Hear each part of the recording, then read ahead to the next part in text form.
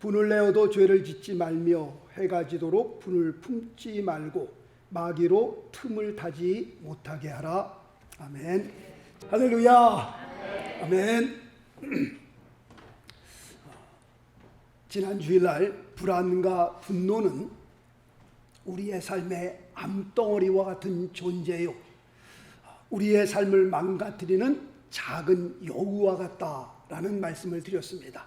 그래서 이 암덩어리와도 같고 작은 여우와도 같은 이 불안과 분노를 우리가 어떻게 때려잡아야 되느냐라고 말씀을 드리는 가운데에 지난 주일에는 불안에 대해서, 이 불안에 대한 해결책에 대해서 두 가지로 말씀을 드렸습니다.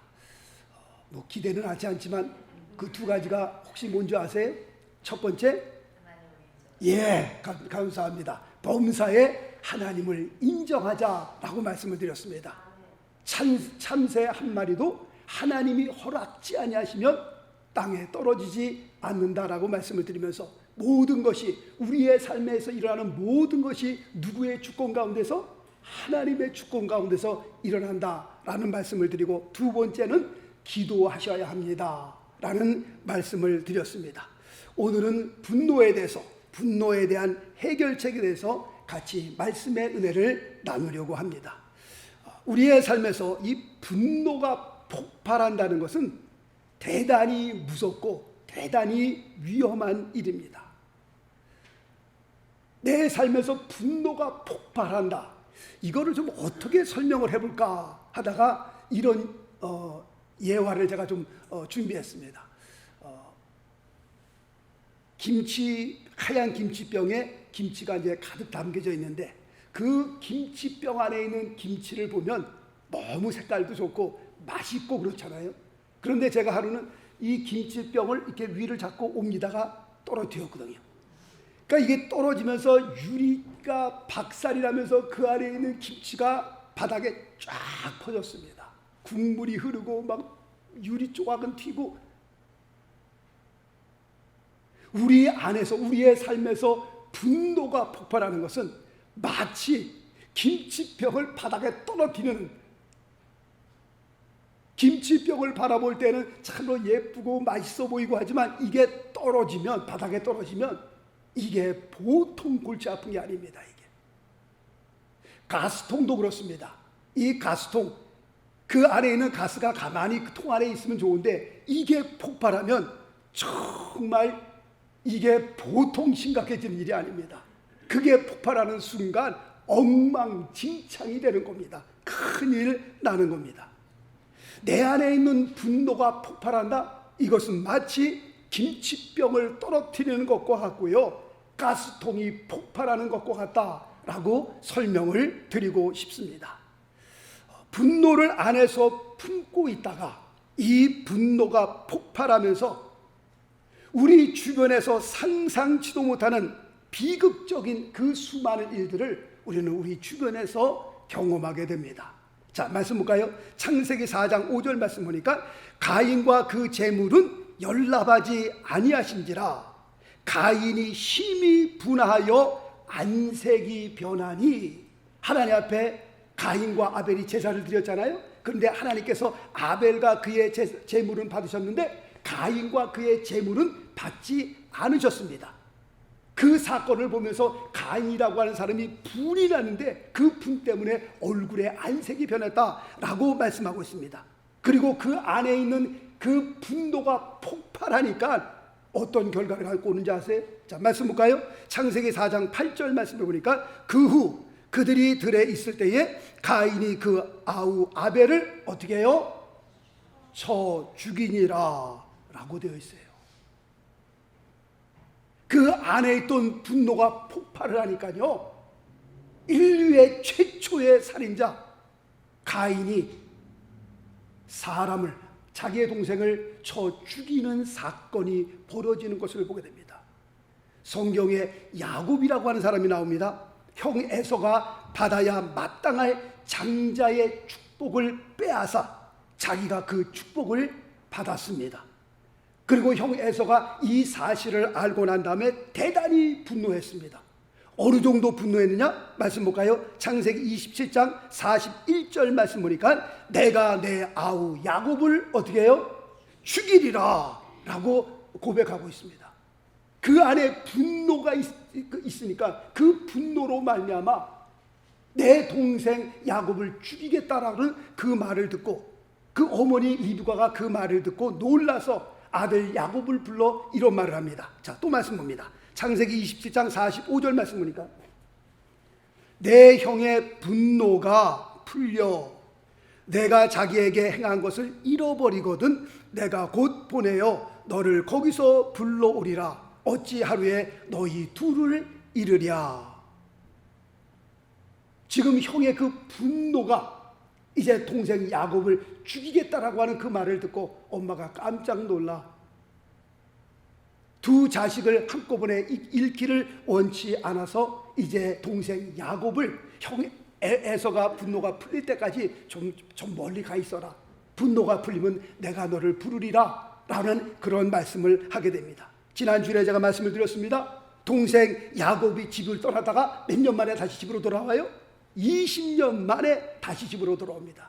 그런데 형 에서가 동생 야곱이 돌아온다는 소식을 듣고 군사 400명을 데리고 자기 동생에게로 갑니다.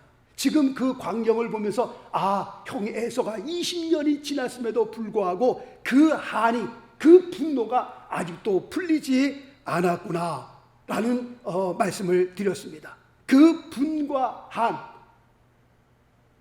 동생을 생각하면 막 이를 갈고 칼을 갈았던 그 형 에서가 마침내 동생이 돌아온다는 소식을 듣고 야, 이때다. 내가 이놈을 지금 오늘 내가 20년을 기다렸노라.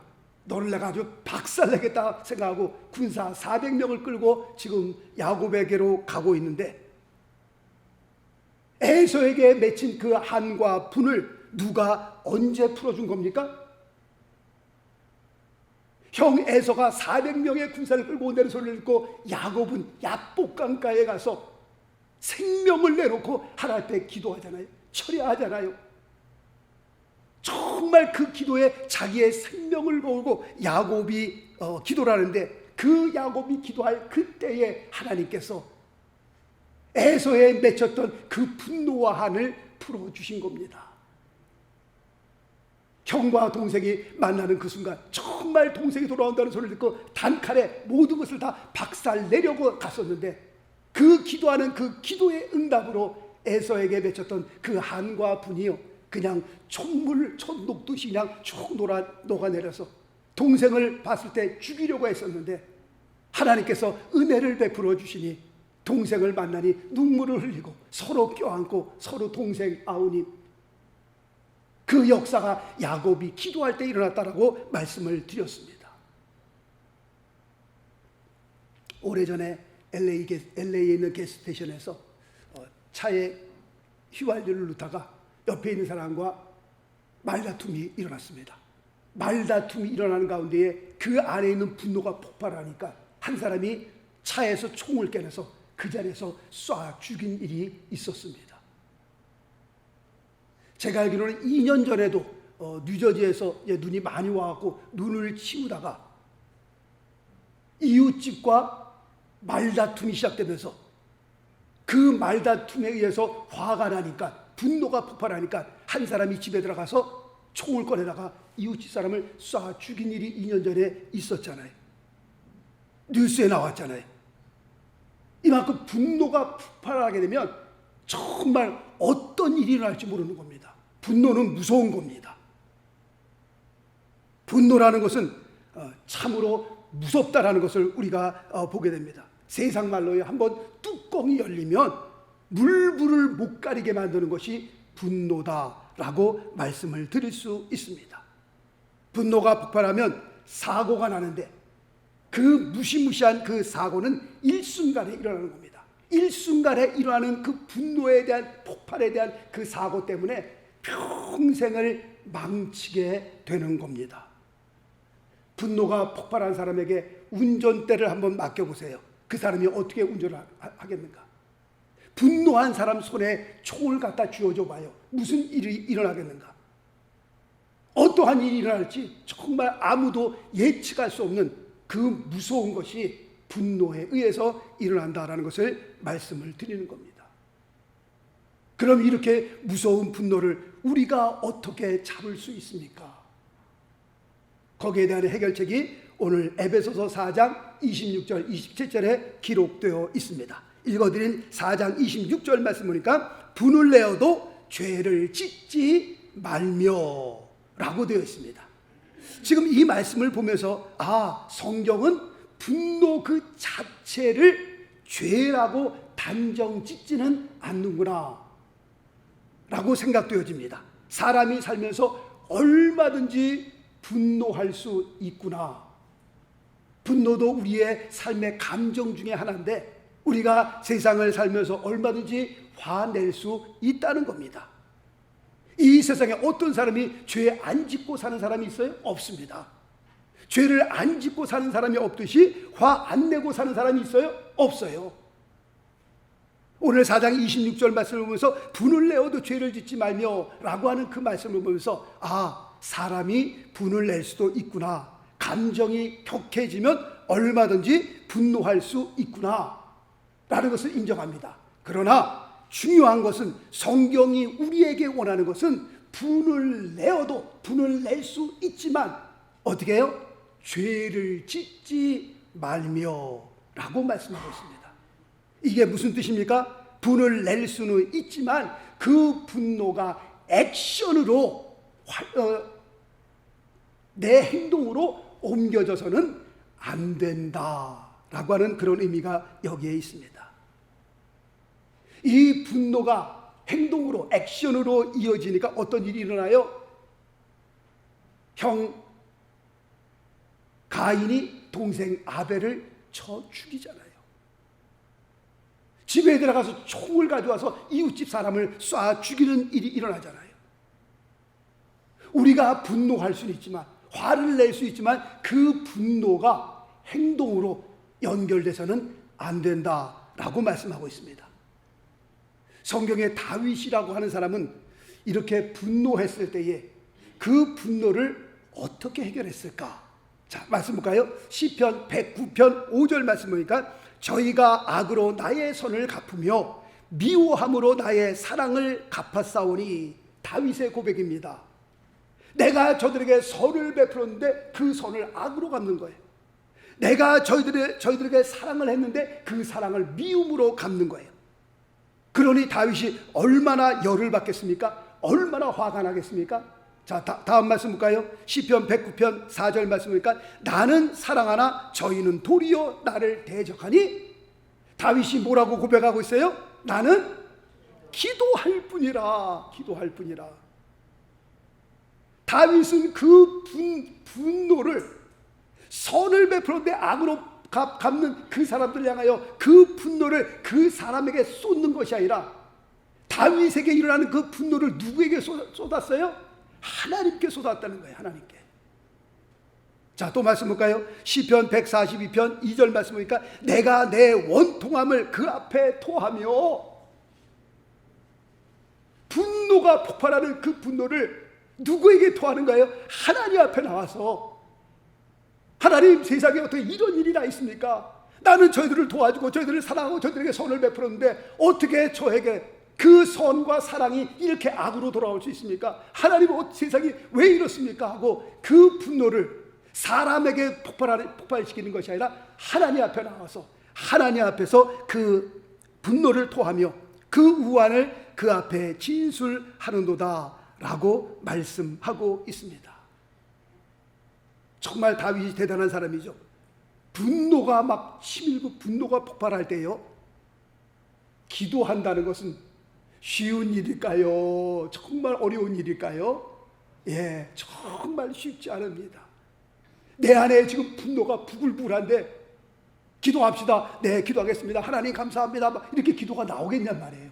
여기서 지금 막 우라가 터지는데 기도해라, 뭐 기도고 뭐 그냥 다 그냥 그런 상황에서 기도하라고 하는 것은 정말 쉽지 않은 일인 줄 압니다. 그렇다고 할 것 같으면 한번 이렇게 해보는 게 어떨까요? 우리 고린도전서 13장 말씀을 한번 가봅니다. 고린도전서 13장,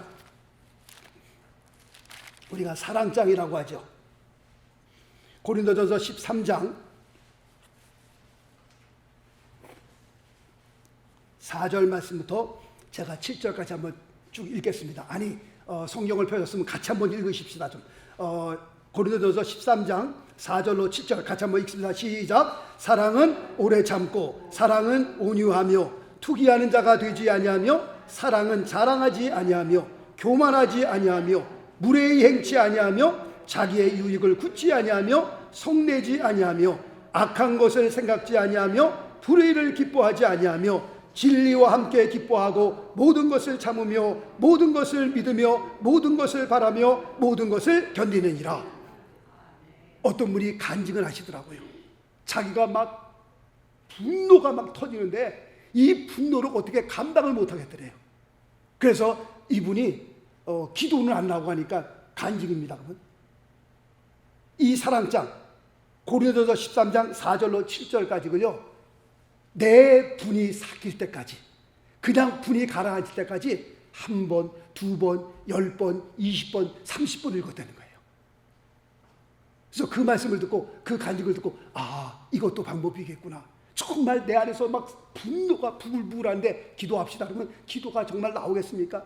하나님 앞에 다윗처럼 무릎을 꿇고 그 나의 분노를 하나님 앞에 토하면 제일 좋겠지만, 만약에 그렇게 안 되신다면 어느 분의 그 간증처럼 아예 이 말씀을 그냥 송두리째 외워버리셔가지고 내 안에 분노가 폭발하기 전에 이 말씀을 기억하시면서, 그래서 그분은 이 사랑에 자기의 이름을 집어넣는다고 그래요. 그래서 서경석은 오래 참고, 서경석은 온유하며, 투기하는 자가 되지 아니하며, 이 말씀을 계속 한 번, 두 번, 세 번, 네 번 계속 이 말씀을 그냥 외운다는 겁니다.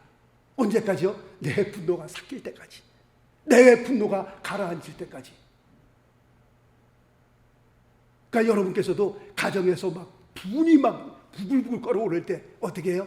고린도전서 13장 4절로 7절까지 아예 기록을 해서 뭐 화장실에, 그 다음에 부엌에, 거실에 그냥 붙여놓으세요. 붙여놓고 그 다음에 막 부글부글할 때 돌아서서 거기서 한번 읽고, 화장실에 들어가서 한번 읽고, 그 다음에 방에 들어가서 한번 읽고, 그러면 하나님의 말씀이 우리의 분노를 삭게 해줄 줄로 믿습니다. 하나님의 말씀은 살아있는 말씀이요, 역사하는 말씀인데, 하나님, 제가 지금 분노가 막 이 안에서 부글부글 하는데 제가 뭔 일을 지금 막 저지를 것 같습니다. 하나님, 저에게 은혜를 베풀어 주옵소서 하면서 이 말씀을 한 번, 5번, 10번, 20번, 아니 100번까지 읽으면 반드시 하나님께서 우리에게 은혜를 더하실 줄로 믿습니다. 할렐루야. 두 번째로는 에베소서 4장 26절 말씀해 보니까 해가 지도록 분을 품지 말고 라고 되어 있습니다. 내 안에 있는 분노를 풀어라 라고 말씀합니다. 보통 세상 사람들은 내 안에 분노가 일어났을 때 술로 그 분을 풀잖아요. 당장은 술로 마음을 얼만큼은 달래줄 수 있으나 여기에는 한계가 있는 겁니다. 그러므로 내 안에 있는 분노는 누가 풀어주셔야 되는 거예요? 하나님께서 풀어주셔야 되는데, 이 분노, 내 안에 있는 이 분노를 풀기 위해서는 그러므로 우리가 하나님께 기도하는 수밖에는 다른 길이 없다라는 것을 말씀을 드립니다. 사람의 몇 마디가 내 안에 있는 분노를 가라앉힐 수 있느냐? 절대로 없습니다. 더 화만 날 뿐이죠. 중요한 것은 우리의 건강과 또 영적 건강을 위하여 분노를 마음에 품지 말고 어떻게 하든지 이 분노를 해가 지기 전에 풀어라 라고 말씀하고 있고요.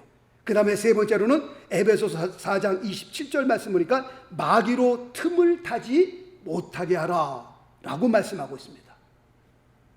물을 담은 이 고무풍선에요, 조그만 구멍만 나도 물은 그 구멍을 통해서 밖으로 흘러 나옵니다. 마귀란 놈은요, 우리 안에 분노를 품고 있으면 그 분노를 품고 우리가 분노를 풀지 않으면 마귀란 놈은 반드시 그 틈을 타서 우리의 삶에, 우리의 가정에 침투해 들어옵니다. 자, 말씀 볼까요? 요한복음 10장 10절 말씀 보니까 도적이 오는 것은, 마귀가 오는 것은 어떻게 해요? 도적질하고 죽이고 멸망시키려는 것뿐이에요. 이 분노라고 하는 것이요, 하나님과 우리의 사이에 어떻게 해요? 사이를 내서 그 사이가 벌어지게 되면 마귀는 그 사이를 타고 들어와서 우리의 삶을 도둑질하고 죽이고 멸망시키다니까요. 그 분노가, 그 분노 때문에 우리의 가정을 박살낸다니까요.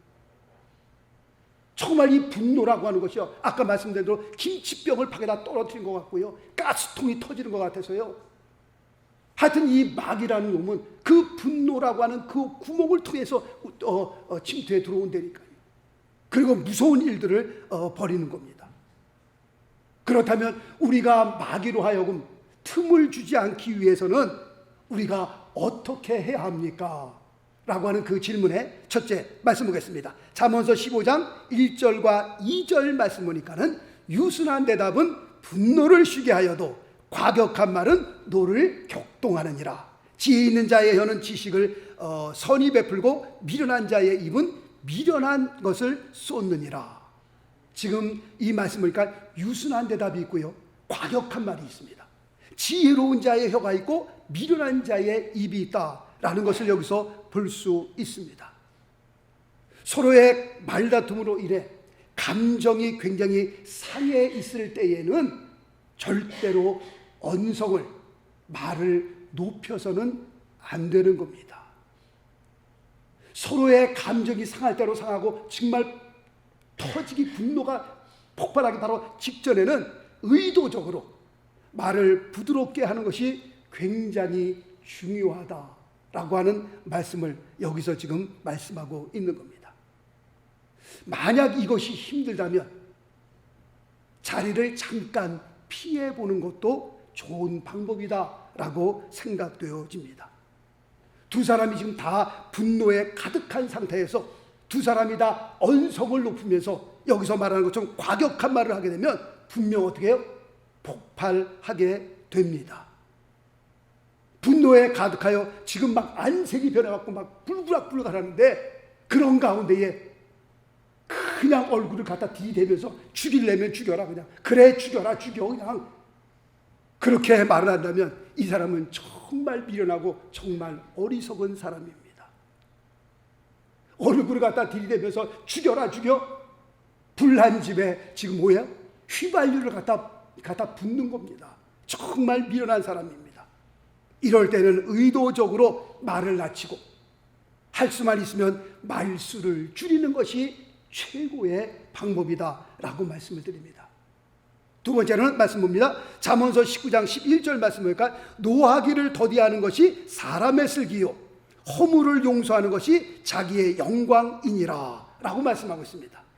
어떤 사람이 슬기롭고 어떤 사람이 지혜로운 사람이에요? 노하기를 더디하는 사람이, 다시 말씀드리면 사소한 일에 목숨을 걸지 않았으면 좋겠다라고 말씀을 드리는 겁니다. 얼마 전에도 제가 좀 화를 내고 언성이 좀 높아지니까 저희 집사람이 그러더라고요. 이런 일은 그냥 좀 넘어가면 안 될까요? 다시 말씀드리면 이 사소한 일에 왜 이렇게 화를 내고 왜 이렇게 언성을 높이냐, 그런 뜻이겠죠. 그냥 이런 일은 그냥 넘어갑시다. 오늘 저녁 때 우리가 짬뽕을 먹어야 되느냐 짜장면을 먹어야 되느냐, 이것 때문에 목숨 걸 필요는 없는 겁니다. 뭐 짬뽕을 먹으면 어떻고 짜장면을, 이게 합의가 안 되면 짜장면을 먹고 다 드시면 될 거 아니겠어요? 짜장면을 그냥. 그러니까 그것 때문에 정말 목숨을 걸고 짬뽕 아니면 나는 오늘 내 생명을 여기다 생명을 걸겠다, 이런 사소한 일에 목숨을 걸지 말라고 하는 겁니다. 마지막 세 번째로는 말씀 볼까요? 잠언서 22장 24절과 25절 말씀 보니까 노를 품는 자와 사귀지 말며 울분한 자와 동행하지 말지니 그 행위를 본받아서 내 영혼을 올무에 빠칠까 두려움이니라 라고 말씀하고 있습니다. 우리가 생활하다 보면 우리 주변에요, 늘 어떻게 반항적인 사람들이 있습니다. 늘 부정적인 사람들이 있고요, 늘 비판적인 사람들이 있습니다. 늘 색안경을 보면서 그냥 곱게 보지 못하고 늘 이렇게 삐뚤어 보는 사람들이 있습니다. 살다 보면 우리의 주변에 늘 분노로 가득한 사람들이 있습니다. 막 늘 보면 막 불안해 보면 늘 막 이렇게 부글부글 끓는 사람들이 있습니다.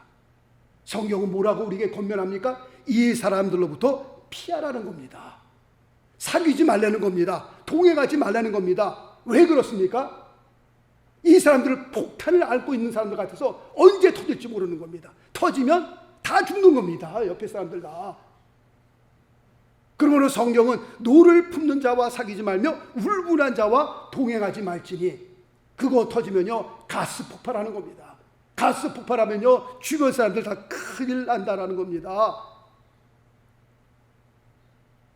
그러므로 우리가 이 세상을 살면서 이 불안과 분노는 암덩어리와 같은 존재예요.